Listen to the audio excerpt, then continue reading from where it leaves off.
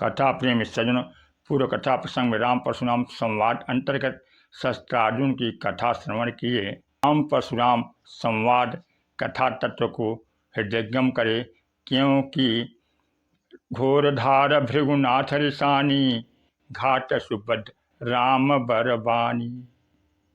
परशुराम जी देखे चाप खंड महिदारे, शिव जी के धनुष के दो टुकड़े देखते हैं। क्रोधित होकर जनक से बोलते हैं, कह जय जनक धनुष कहे तोड़ा। मूर्ख जनक बताओ, शिव जी के धनुष को किसने तोड़ा। जनक जी के समक्ष राम थे। जनक जी मौन रहते हैं, सोचते हैं अगर बताएंगे कि राम ने धनुष को तोड़ा तो परशुराम जी का पूरा क्रोध राम जी के ऊपर हो जाएगा। पूरे जनकपुर वासी चिंतित हैं। सारे राजा प्रसन्न हैं कि राम ने शिव जी का धनुष तोड़ा है तो परशुराम जी के कोप का भागी बने। सीता जी भी चिंतित हैं और जनक जी अति डर उत्तर दे तो नहीं, अत्यंत भयभीत हैं, कुछ नहीं बोलते हैं। राम जी सबकी चिंता को दूर करने के लिए विनम्रता पूर्वक परशुराम जी से कहते हैं, नाथ शंभु धनु भंजनिहारा, हुई क्यों एक उदास तुम्हारा। शिव जी के धनुष को तोड़ने वाला आपका ही कोई दास होगा, कहिए क्या आज्ञा है। परशुराम जी क्रोधित होकर बोलते हैं, सेवक तो सेवा करने के लिए है, न कि दुश्मन जैसे दुश्मनी करने के लिए। सुनहु राम जय शिव धनु तोड़ा, सहस बाहु समसो रूप मोरा। हे राम सुनो, जिसने शिव जी के धनुष को तोड़ा है वह शस्त्रार्जुन के समान मेरा दुश्मन है। सो बिलगाव बिहाई समाज, उसे समाज से अलग खड़ा कर दिया जाए, उसको मैं दंड दे सकूं। अगर ऐसा नहीं करोगे तो सारे राजा अनायासी मारे जाएंगे।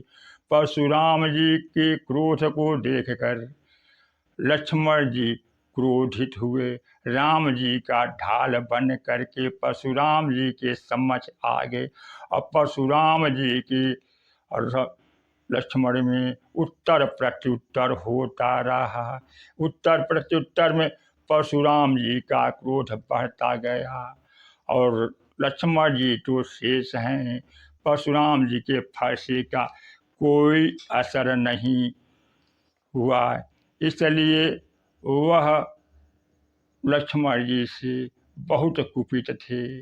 राम जी जब देखे कि लक्ष्मण द्वारा परशुराम जी बहुत क्रोधित और बलहीन होते जा रहे हैं तो उन्होंने नयन तरेरे राम अपने आँखों के इशारे लक्ष्मण जी को रोक दिया। लक्ष्मण जी अपने बड़े भाई की आज्ञा का पालन करते हुए गुरु के समीप जा कर के बैठ गए। पुनः राम परशुराम जी में संवाद होने लगा। राम जी परशुराम जी से बोले, जो तुम औते मुनि की नाई, पदरज शीर्ष सुधरत गोसाई। अगर आप मुनि की तरह आए होते तो आप के चरण की धूलि को हम माथे पर रखते, लेकिन वह परशुराम जी आए कैसे थे। कटि मुनि बसन तून दुई बांधे, धनुषर कर कुठारु कल काढ़े। कटि में बलकल, पीठ में दो दो तोड़, हाथ में धनुष, कंधे पर फरसा, मानो वीर रस ही परशुराम जी के रूप में आ गया हो। इसलिए वह बोलते हैं कि क्षमा चूक अनजाने में जो कुछ हुआ उसको क्षमा करें, आप विप्र हैं, कृपा करें। परशुराम जी क्रोधित होते हुए कहते हैं कि शिव जी के धनुष को तोड़ा है और हमसे क्षमा चाहता है। हमसे को बोध तभी होगा जब तुम्हें हमारे बीच लड़ाई होगी, तुम हमें हरा दो। राम जी कहते हैं, हम ही तुम ही सरी बरी कसिना था, कहूँ न कहाँ चरण कह माथा। हमारे और आपके बीच क्या बराबरी है, कहाँ आपका चरण के ऊपर मेरा मस्तक। परशुराम जी क्रोधित होते हुए बोलते हैं कि नहीं लड़ाई करो। तो राम जी बोलते हैं, राम माता लघु नाम हमारा, परुष सहित बड़ नाम तुम्हारा। हम तो हर भांति से आपसे छोटे हैं, मेरा तो 2 अक्षर का नाम राम, और आपका तो परशु सहित 5 अक्षर का नाम परशुराम। इसलिए आप बड़े हुए। फिर परशुराम जी बोलते हैं कि लड़ाई करो। राम जी बोलते हैं कि देव एक गुण धनुष हमारे, 9 गुण परम पुनीत तुम्हारे। हम आपसे क्या लड़ाई करें, हमारे में तो एक गुण है, वह भी हमारे धनुष में है। गुण को डोरी भी कहते हैं। अगर ध्यान से देखें तो राम जी को जब युद्ध करना होता था, धनुष पर बाण संधान करना होता था, तो उसमें डोरी को तानते। बाण संधान के बाद वह धनुष की डोरी को उतार देते थे। लेकिन परशुराम तो अपने अभिमान की डोरी को सदा चढ़ाए रहते हैं।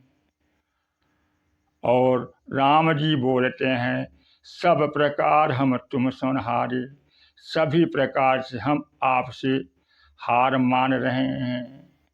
क्षमा विप्र अपराध हमारे, हे ब्राह्मण देवता हमारे अपराध को क्षमा करें। राम जी परशुराम जी को बार बार विप्र कहते हैं। परशुराम जी क्रोधित होकर कहते हैं, बार बार मुनि विप्र पर कहा, राम सन राम।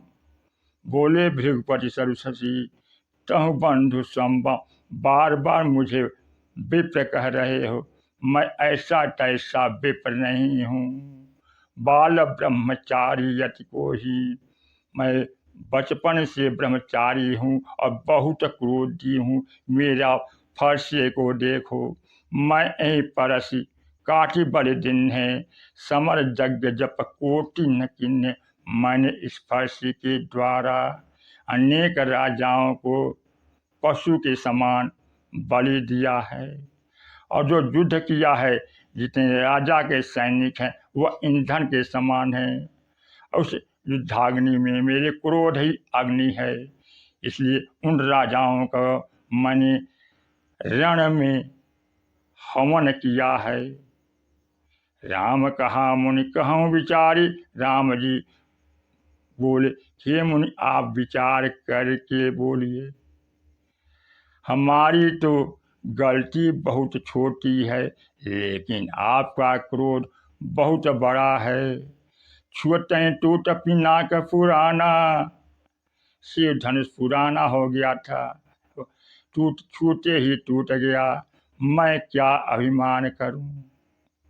फिर भी कहूँ स्वभाव न कुल ही प्रशंसी, मैं अपने स्वभाव के करता हूँ, न कि कुल की प्रशंसा करने हेतु काला डरे नरन रघुवंशी।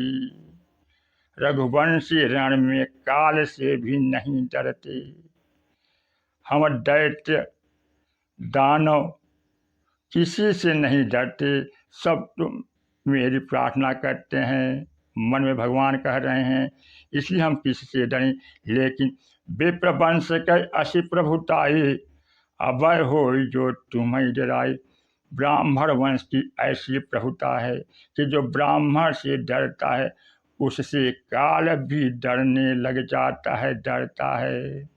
सुन मृदुगूढ़ बचन रघुपति के, उघरे पटल परशुधर मति के। राम जी की रहस्यमयी गूढ़ बातों को सुन करके परशुराम जी के मानस पटल पर जो भ्रम की छाया थी वह हटने लगी, अभिमान गलने लगा। वह अपने संतोष के लिए राम जी से बोले, राम रमापति कर धनु लेहूं, खैचहूं मिटय मोर संदेहूं।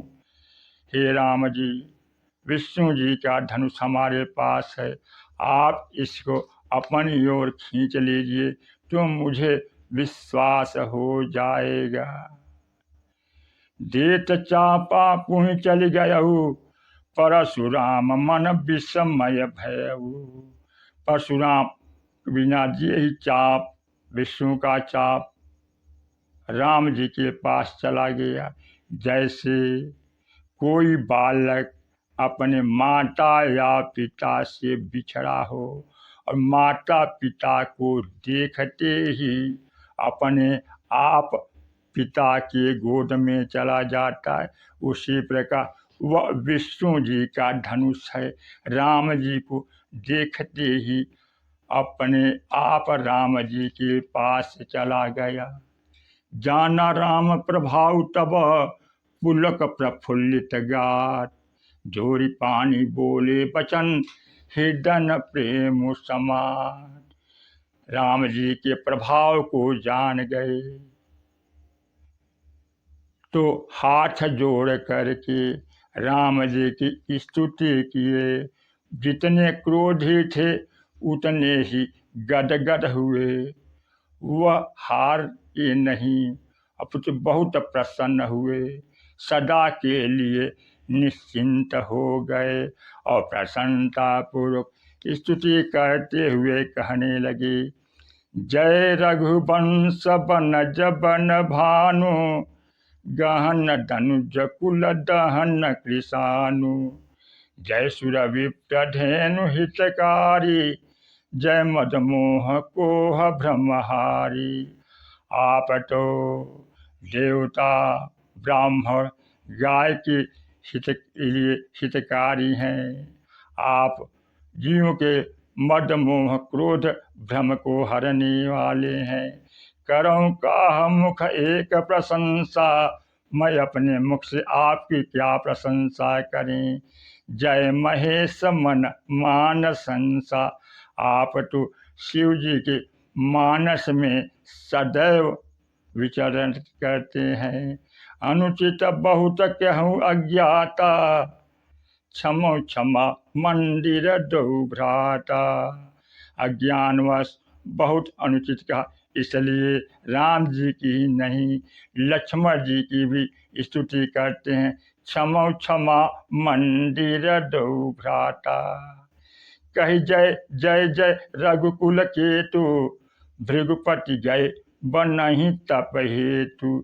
जय जय रघुवंश मणि शिरोमणि की जय कहते हुए भृगुपति वंश के परशुराम जी वन में तपस्या के लिए चले गए।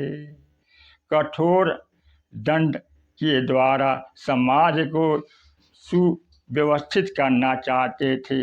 वह राम जी को देख करके, राम जी का दर्शन पा करके पूर्ण प्रभु में समाहित हो गए और सब कुछ पूरे अपने कर्तृत्वाभिमान का समन करके कर्तृत्वाभिमान को राम जी में मिला दिए और वन के लिए चले गए। मानव का भी इस कथा से सीख मिलती है। इस संसार में आए हैं तो कर्म तो करना ही है, लेकिन निमित्त बन करके करें। सज्जनों, लक्ष्मण जी भी शेष नाग के अवतार हैं, वह भी राम जी के साथ ही अवतरित हुए हैं। लक्ष्मण परशुराम संवाद में भी दिव्य तत्व आया हुआ, इसलिए आगे की कल की कथा में लक्ष्मण परशुराम संवाद को कहा जाएगा।